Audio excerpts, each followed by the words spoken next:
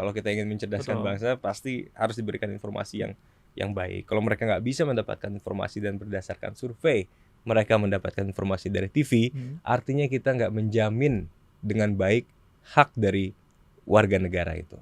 Iya. Kalau swasta bocor galak, ya kalau ada BPJS bocor harus sama galaknya gitu loh, si lembaga pengawas Iya. ini gitu loh. Karena ini lembaga inti dari pelindungan data pribadi. Sudut Dengar Parlemen. Halo, apa kabar pendengar radio dan penonton TV Parlemen? Kita jumpa lagi nih dalam program Sudut Dengar Parlemen, podcast yang selalu memotret persoalan dari sudut dengar yang sebenarnya. Saya Nana kembali bersama Bimo, kali ini akan mengajak Anda bicara tentang Undang-Undang Perlindungan Data Pribadi dan pembahasan analog switch off. Rancangan Undang-Undang Perlindungan Data Pribadi atau PDP telah disahkan pada rapat paripurna DPR RI tanggal 20 September 2022 lalu. RUU yang diinisiasi oleh DPR RI sejak tahun 2016 ini akhirnya bisa diselesaikan. Presiden Joko Widodo pun telah menandatangani undang-undang ini pada tanggal 17 Oktober tahun 2022 dengan memberi nomor 27 tahun 2022. Undang-undang ini akan menjadi payung hukum bagi para aparat penegak hukum untuk menindak tegas para pihak yang dengan sengaja menggunakan data pribadi milik orang lain untuk kepentingan sendiri. Hal-hal apa sajakah yang termasuk dalam perlindungan data pribadi? Nah, untuk mengetahui hal itu, kita akan berdiskusi dengan narasumber kita pada podcast Sudut Dengar Parlemen kali ini. Baik pendengar radio Parlemen dan penonton TV Parlemen, langsung saja kita saksikan podcast Sudut Dengar Parlemen bersama rekan saya Bimo.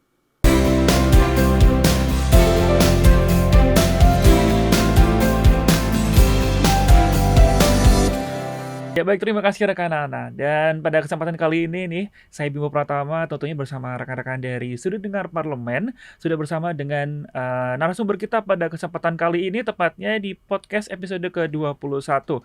Sudah hadir di sini salah satu perwakilan millennials dari anggota DPR RI, tentunya beliau adalah lulusan dari Universitas Nottingham ya, UK.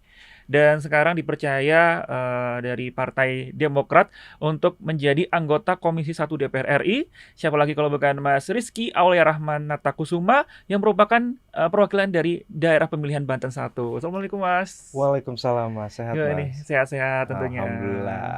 Sehat selalu ya Mas ya, mudah-mudahan ya. Alhamdulillah.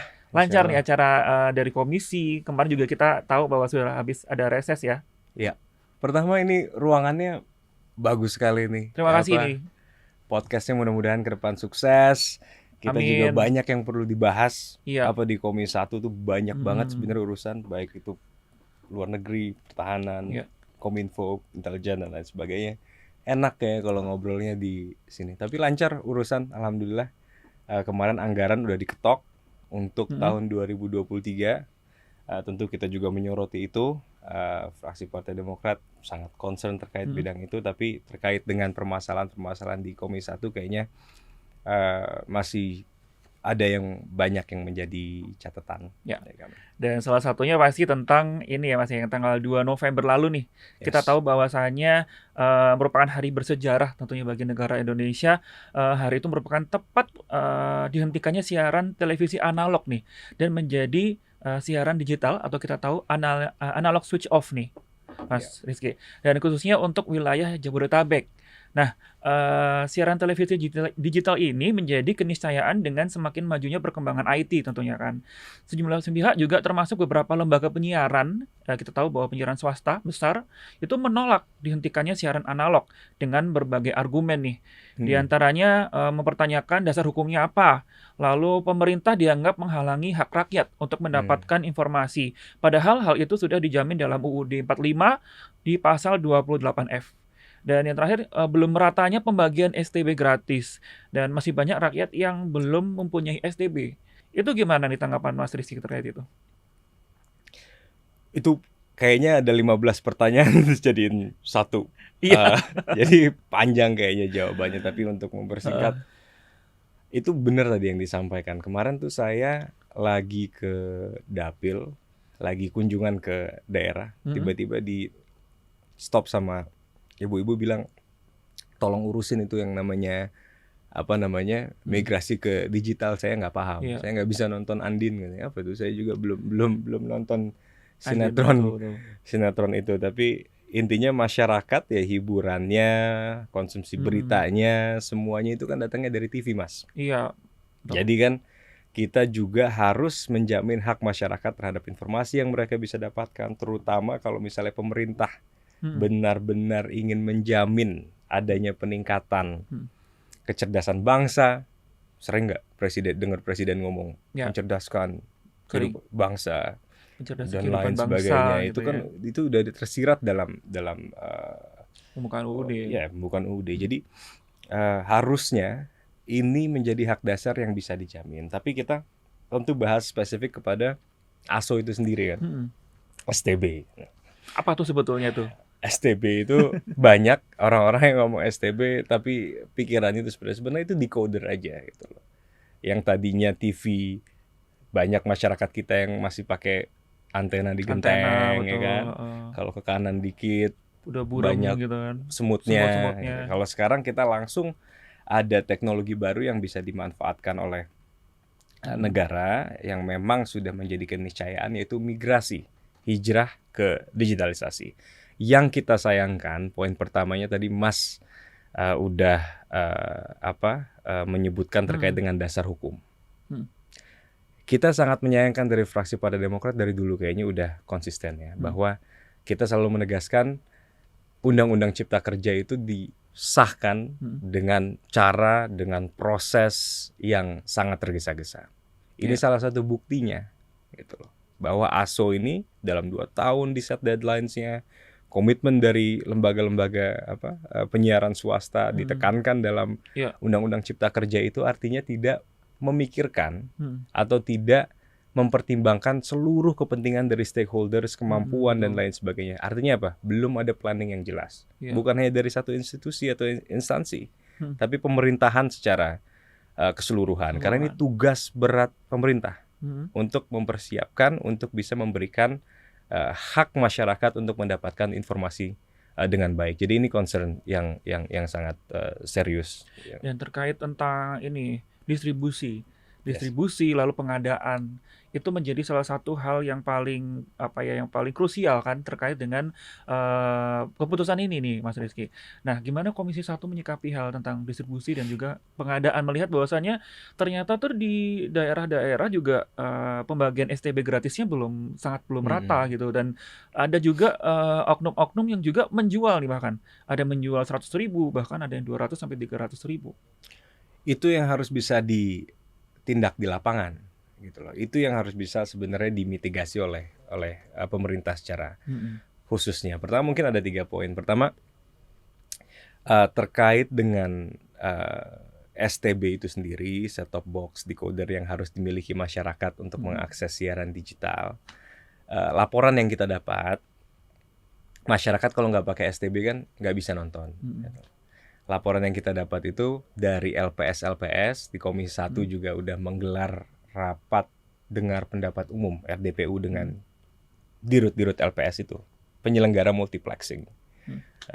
Yang di satu sisi mereka happy karena undang-undang terkait dengan ASO, analog switch off ini terrealisasi, tapi di sisi lain mereka juga keberatan karena sebelum ada Undang-Undang Cipta Kerja, laporan yang kami dapat mereka hanya diwajibkan untuk pengadaannya saja, gitu loh. Jadi setelah Undang-Undang Cipta Kerja itu disahkan, mereka diwajibkan untuk mendistribusi set-top box itu sendiri. Seperti yang kita tahu, cost of production, cost dari produksi pasti lebih murah jauh. Cost of distribution pasti lebih mahal gitu, distribution cost dan lain sebagainya. Jadi kita di satu sisi apresiasi juga LPS ini, walaupun memang kalau secara data mereka belum memenuhi komitmen yang mereka udah setujui, tapi di sisi lain kita apresiasi untuk LPS yang benar-benar memiliki komitmen dan membagikan STB itu kepada masyarakat secara baik. STB itu sendiri pun kami harapkan benar-benar bisa didistribusikan dengan baik, diterima kepada masyarakat yang benar-benar memerlukan. Yang jadi pertanyaan banyak tidak tepat sasaran dan juga banyak program-program yang sebenarnya kondisi kehidupan mereka sama, Mm-mm. ada dua tetangga misalnya ini. Kondisi kehidupannya sama, rumahnya sama, secara finansial mereka sama, punya TV juga, jadi termasuk masyarakat miskin dan punya TV, tapi yang satu dapat, yang satu enggak. Ya. Nah, ini ada kecemburuan sosial dan lain sebagainya. Pasti ada permasalahan seperti ini. Tapi yang kita harus bisa tekankan kepada pemerintah, jangan sampai untuk kebijakan yang sangat esensial atau sangat penting seperti menjamin hak dari masyarakat untuk mendapatkan informasi seperti ini, permasalahan-permasalahan klasik itu bisa terulang. Itu catatan dari kami. Kedua, pemerintah daerah harus bisa diikut sertakan. Ini yang menjadi hal yang kami cukup sayangkan mungkin ya dalam planningnya. Pemerintah daerah kayaknya tidak terlalu dilibatkan. Jadi ironisnya itu kalau kita berkeliling ke daerah, bukan hanya dari masyarakatnya nggak paham, tapi dari pejabat-pejabat pemerintah daerahnya sendiri pun belum terlalu paham. Jadi banyak PR, ini PR kita bersama. Nggak adil juga kalau misalnya kita membebankan kewajiban, kesalahan dan lain sebagainya kepada satu instansi, karena ini kerja keseluruhan pemerintah. Jadi PR berat kita ke depan ini harus bisa diselesaikan dengan baik. Baik, Mas Rizky. Kita akan bahas lebih lanjut nih ya terkait dengan analisis switch off dan juga tentang perpindahan dari analog ke digital nih. Tapi tentunya setelah informasi yang berikut ini. Jadi tetap di Sudut Dengar Parlemen. Sudut Dengar Parlemen. Ya, baik pemirsa dan juga pendengar TVR Parlemen, kembali lagi bersama saya Bimo Pratama di program Sudut Dengar Parlemen. Dan tentunya masih bersama narasumber kita, Mas ya. Nggak apa-apa. Mas Rizky Bapak, Natakusuma. kakak, Mas sama aja. Sama aja ya Mas ya. Rizky aja juga boleh. Oke. Rizky lebih enak. Nah, Mas Rizky, tadi kita berbicara lebih ke programnya, lebih ke sistem dan teknisnya nih. Sekarang saya pengen tahu nih Mas Rizky, dari segi pihak swastanya atau dari segi pihak pemilik stasiun TV-nya nih, kita tahu bahwasannya ada beberapa stasiun televisi yang menolak, benar-benar menolak, bahkan beritanya santer terdengar bahwasannya akan mengadakan tuntutan ke kepolisian atau mungkin ke lembaga-lembaga hukum negara untuk diadakan revisi gitu tentang analog switch off ini. Pendapat Mas Rizky gimana? Ya tentu kami buka ruang ya. Saya bicara sebagai anggota DPR. DPR itu wujud dari demokrasi. Kita hidup di alam demokrasi, ya sah-sah saja. Baik individu atau institusi atau perusahaan menggugat dan lain sebagainya itu ya. Hak mereka itu proses hukum, dan kalau udah masuk ke proses hukum kayaknya nggak terlalu baik untuk dikomentari. Terus tapi juga di sisi lain kita juga harus menekankan ini kesepakatan dari Undang-Undang Cipta Kerja. Jadi kalau mau nuntut terkait dengan kebijakan ini ya juga harus masuk ke dalam Cipta Kerja itu. Harus masuk ke dalam prinsip atau substansi dari pengesahan UU Cipta Kerja yang salah satunya di mana isinya adalah analog switch off deadline 2 tahun, swasta, pengadaan dan distribusi. Tugas berat itu. Memang tugas berat. Tapi kita lihat ke depan, kami tentu mendengar aspirasi dari LPS juga, komunikasi dari Komisi 1 dengan LPS baik. Begitu juga kami harapkan pemerintah, khususnya Kementerian Kominfo juga bisa mencari solusi. Terkait dengan sosialisasinya ini kan masih minim sekali. Gitu loh. Terus terkait dengan kesiapan dari LPS-nya harus bisa ditekankan. LPS kami apresiasi sudah mengadakan dan juga mendistribusikan set-top box itu yang bisa bikin masyarakat bisa nonton. Akses ke TV digital atau langsung ke satelit. Nah ini tentu kami sangat menyayangkan kalau misalnya hak-hak dari warga atau masyarakat di Indonesia untuk mendapatkan informasi, menonton berita, mendapatkan apa yang terjadi informasi apa yang terjadi di sekitarnya, atau kebijakan negara apa yang bisa berdampak kepada mereka nggak bisa nonton. Ya, kesenjangan informasi jadinya kan. Kesenjangan informasi, ketidakkesetaraan akses terhadap kehidupan yang layak dan lain sebagainya. Ini permasalahan yang kita harus bisa selesaikan sama-sama. Tapi banyak solusi-solusi sebenarnya yang kita harapkan bisa diimplementasikan. Baik pemerintah bekerja sama dengan swasta untuk bagaimana masyarakat di Indonesia secara keseluruhan bisa mendapatkan akses terhadap penyiaran TV digital itu sendiri. Karena sudah keniscayaan juga. Iya. Bukan kita against atau kita kontra migrasi ke digital. Ini udah keniscayaan, nggak mungkin Indonesia nggak migrasi ke digital. Itu pertama masyarakat harusnya paham dari dulu. Nah itu. Ini kan proses panjang. Kalau misalnya kita udah tahu prosesnya panjang, belajar dari best practice yang kita sudah lihat di negara-negara lain, ya harusnya sosialisasinya harus bisa lebih jelas. Harus bisa dikatakan oleh pemerintah kepada masyarakat, harusnya sejak dulu-dulu. One day, satu saat nanti dalam beberapa tahun ke depan kita akan migrasi ke digital. Siaran TV kalian Indonesia akan mati kalau misalnya nggak migrasi ke digital. Bagaimana migrasi ke digital? Begini caranya. Itu harus bisa dituntun masyarakat. Nah, Mas Rizky melihat bahwasanya Indonesia ini harus mutasi atau harus 100% berpindah ke ASO nih. Nah, sebetulnya negara-negara di belahan dunia ini ada nggak sih yang mungkin menjadi indikator atau menjadi role model bagi Indonesia sendiri untuk bisa menjadi full digital? Yang bisa jawab detailnya sebenarnya expert ya, yang paham, peneliti terkait dengan hal ini secara umum mungkin ya. Secara umum, tapi banyak yang disampaikan dalam rapat dengar pendapat umum, terus komunikasi kita sama think tank, pemerhati, pengamat dan lain sebagainya. Banyak negara-negara yang sukses dalam migrasi ke digitalnya ini. Contohnya seperti Jepang dan lain sebagainya. Ada catatan? Ada. Tapi saya ragu itu serta-merta bisa diaplikasikan juga di Indonesia secara keseluruhan. Saya ragu di Jepang ada orang yang tinggal di dalam kampung, akses jalan ke rumahnya rusak, batu-batu semua. Ya, digital ya? Itu harus bisa pindah ke digital. Saya ragu kalau misalnya ngambil dari negara maju, diaplikasikan ke sini, agak sulit juga. Apalagi kita daerah kepulauan. Gimana itu?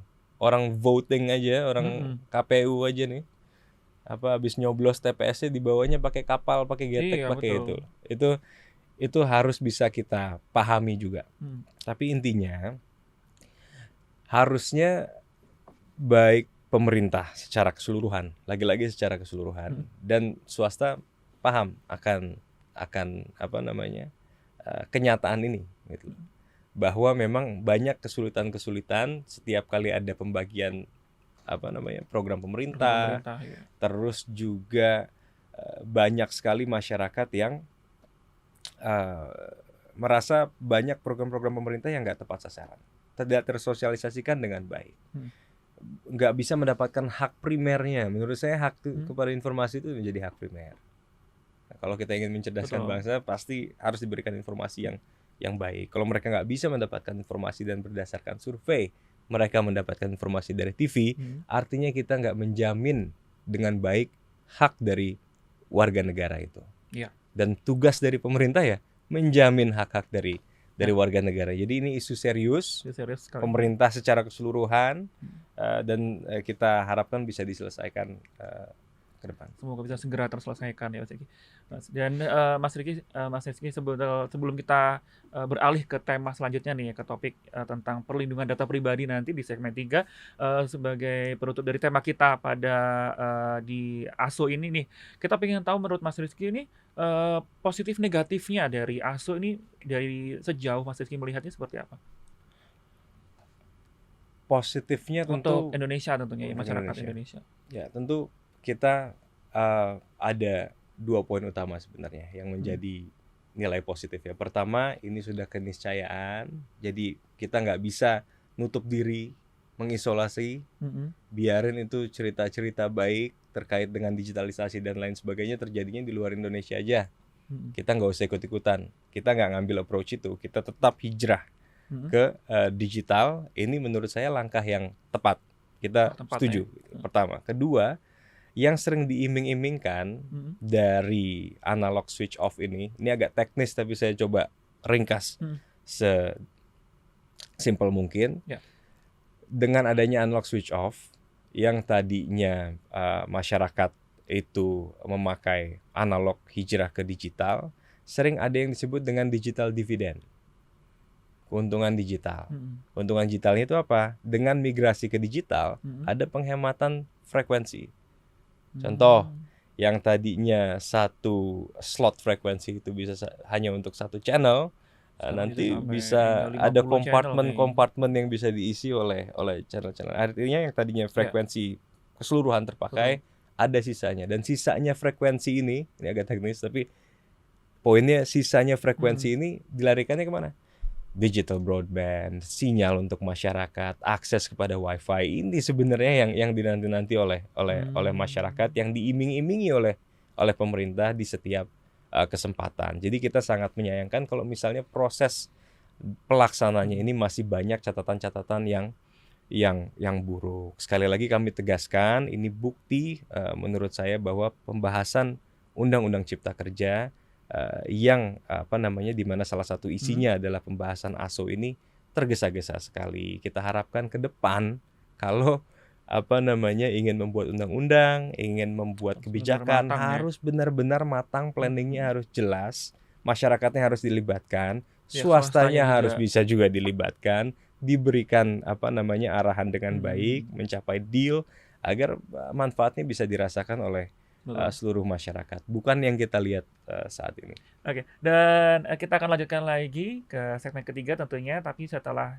informasi yang berikut ini, tetap di podcast Sudut Dengar Parlemen. Sudut Dengar Parlemen. Ya baik, pemirsa juga pendengar TVR Parlemen, kembali lagi bersama saya Bimo Pratama di podcast Sudut Dengar Parlemen, masih bersama Mas Rizky Natakusuma. Siap. Dan tentunya tadi Mas, setelah kita membahas tentang analog switch off ya Mas ya, kita move nih ke beberapa topik. Salah satunya adalah topik tentang UU PDP. PDP yang tanggal 20 September lalu nih sudah disahkan di rapat paripurna, dan untuk penandatanganan dari Presiden Jokowi sendiri sudah ditandatangani pada 17 Oktober 2022 dan memberi nomor 27 tahun 2022 untuk undang-undangnya nih Mas. Dan ada beberapa pertanyaan yang pengen Bimo utarakan ya. Yang pertama nih, kan ada 4 poin nih yang menjadi isi dari UU PDP itu sendiri.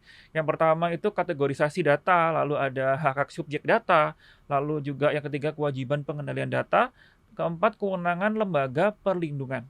Nah, kategorisasi ini itu apa sih yang dianggap sebagai data pribadi yang tidak boleh sembarangan orang untuk menyebarluaskan? Jadi biar simple kita jelaskannya, masyarakat Indonesia kayaknya bisa happy, bisa ada angin segar gitu, dapat angin segar bahwa kita sudah memiliki Undang-Undang Pelindungan Data Pribadi. Prosesnya 2 tahun. Saya pengalaman juga 2 tahun ya. Masuk ke DPR, ditugaskan di Komisi 1. Itu kita lihat sebenarnya ini backgroundnya dulu. Anggota DPR itu kan dipilih sama masyarakat untuk mewakili aspirasinya. Nah, aspirasi masyarakat apalagi di daerah pedesaan seperti saya kan pengennya Banten 1 ya kan? Jalan, irigasi, bantuan sosial, rumah tidak layak huni dan lain sebagainya. Tapi ada isu lain, saya juga belajar. Ada isu lain yang nggak kalah pentingnya, tapi harus bisa disosialisasikan dengan baik kepada masyarakat. Salah satunya PDP ini, karena masyarakat sebenarnya belum terlalu aware, belum terlalu sadar akan pentingnya data pribadi mereka itu untuk apa. Mas juga kayaknya mungkin main klik-klik agree aja. Iya, benar. Masyarakat kita seperti itu. Apalagi anak-anak kecil. Saya dulu kelas 2 SD, kalau istirahat itu mainnya benteng, tahu main benteng. Iya, benteng-bentengan ya, di lapangan biasanya. Atau main apa lagi kita? Main kasti gitu ya, atau petak umpet. Betul. Kucing-kucingan. Kalau anak sekarang main Mobile Legends gitu loh. Udah punya anak Mas? Belum. Oh, belum. Nah, anak sekarang mainnya Mobile Legends atau PUBG. Iya. Jadi dari mereka belum sekolah aja udah gitu. Dari belum sekolah udah terbiasa memberikan datanya kepada online. Nah, ini platform-platform seperti ini yang kita mau atur. Apa sih resikonya kalau data pribadi kita bocor? Itu dulu dong. Iya, betul. Resikonya nih yang pertama. Pertama, kalau misal diperjualbelikan, itu identitas kita. Gitu loh. Kedua, kalau misalnya dipakai untuk kejahatan seperti nyolong uang dari bank memakai data kita atau apa segala macam. Pinjaman Pinjol online, tuh apalagi paling itu. parah tuh Waduh, pinjol. yang ngutang saya yang ditagih Heeh. Mas. Artinya identitas Mas atau kayak data pribadi Mas Mhm. itu di-share sama dia tanpa consent. Nomor telepon biasanya, handphone. Ya, Mhm. tanpa Konfirmasi. konfirmasi, Hmm. tanpa izin dari si Si pemilik pemiliknya, datanya. betul. Atau yang kita sebut dalam undang-undang subjek data. Mhm. Kalau pemilik nanti perusahaan Oh iya, memiliki betul, betul, data betul. apa segala gitu. Kalau subjek data ini memiliki hak sekarang yang Mhm. ditegaskan, ditekankan, secara eksplisit ditulis Mhm. hitam di atas putih dalam undang-undang negara. Ini menjadi hukum negara. Artinya apa? Hak-hak dari subjek data pribadi masyarakat Indonesia secara keseluruhan dapat dijaga. Data apa yang kita pengen lindungi? Data pribadi yang bersifat spesifik. Kayak gimana tuh? Ya contohnya ya genetika, terus apa namanya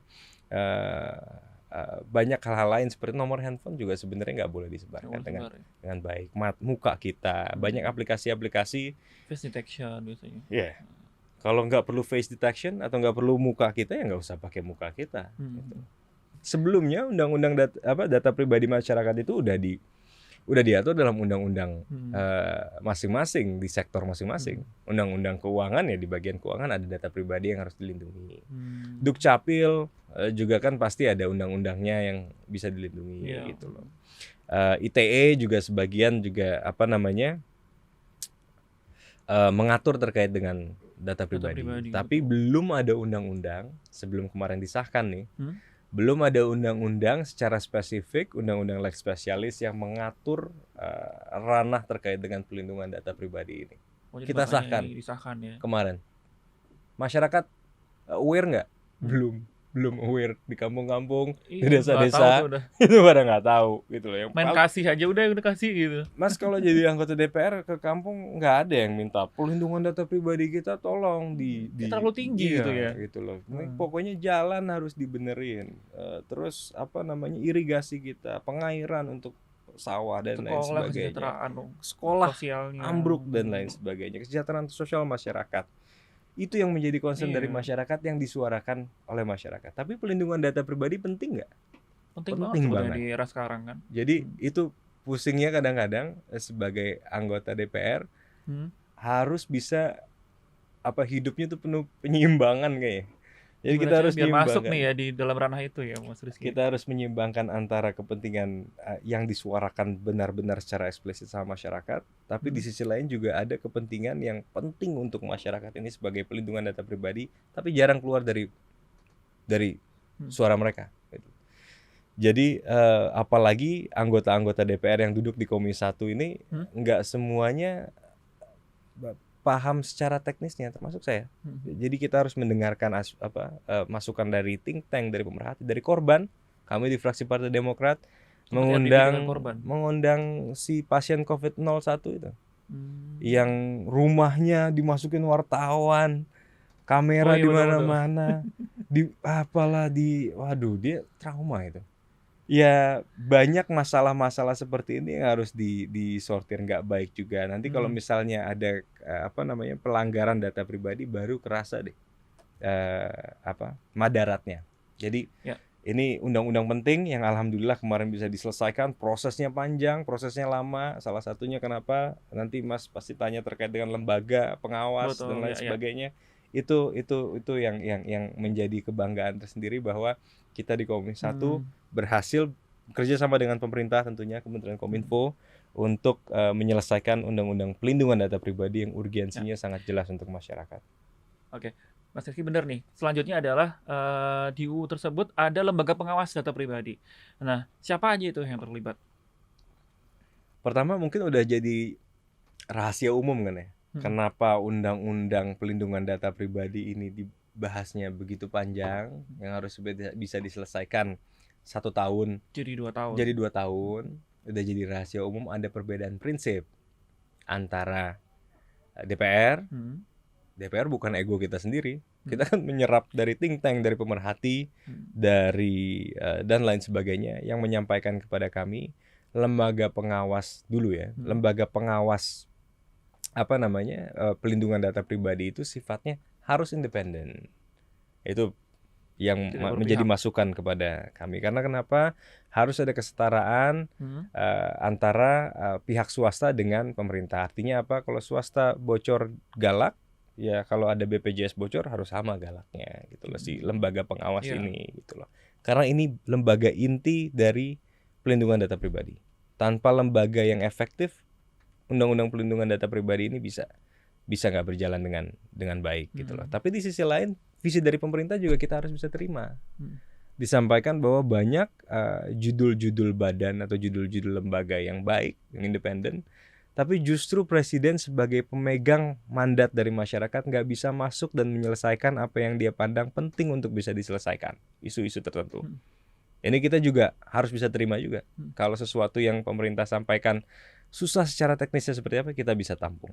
Kita harus bisa tampung juga. Kalau nggak selesai itu undang-undang. Kalau undang-undang nggak selesai, hacker-hacker yang senang gitu, yang party gitu mereka.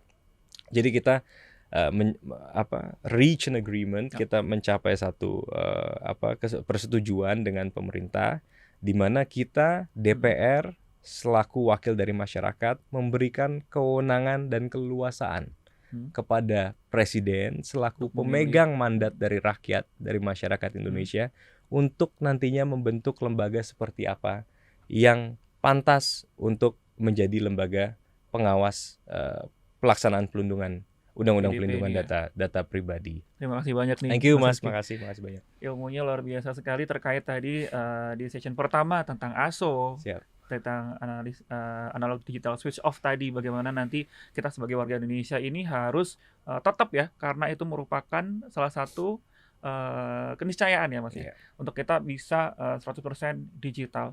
Dan tentunya kedua tentang UU PDP tadi juga, bahwasanya ketentuan ini tidak merugikan berbagai pihak, dan tentunya juga tujuan dari adanya UU PDP juga untuk melindungi segenap masyarakat bangsa Indonesia.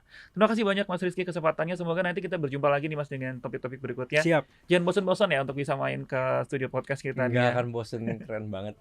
Nanti aslinya kita benerin dulu nih biar dingin. Keringetan dari nempel tisu. Thank you, terima kasih banyak sekali lagi Mas Rizky. Sukses untuk kegiatan selanjutnya dan juga next untuk sebagai di Dapil dan juga di DPR RI. All the best buat sudut dengar parlemen. Iya. Dan pemirsa, demikianlah tadi perjumpaan kita dengan salah satu anggota Komisi 1 DPR RI, Bapak Rizky Natakusuma dari Partai Demokrat daerah pemilihan Banten 1. Dan tentunya kita akan berjumpa lagi dengan narasumber berikutnya di podcast Sudut Dengar Parlemen berikutnya. Akhirnya saya Bimo Pratama berserta seluruh kerabat kerja pamit undur diri. Terima kasih atas perhatian Anda dan sampai jumpa.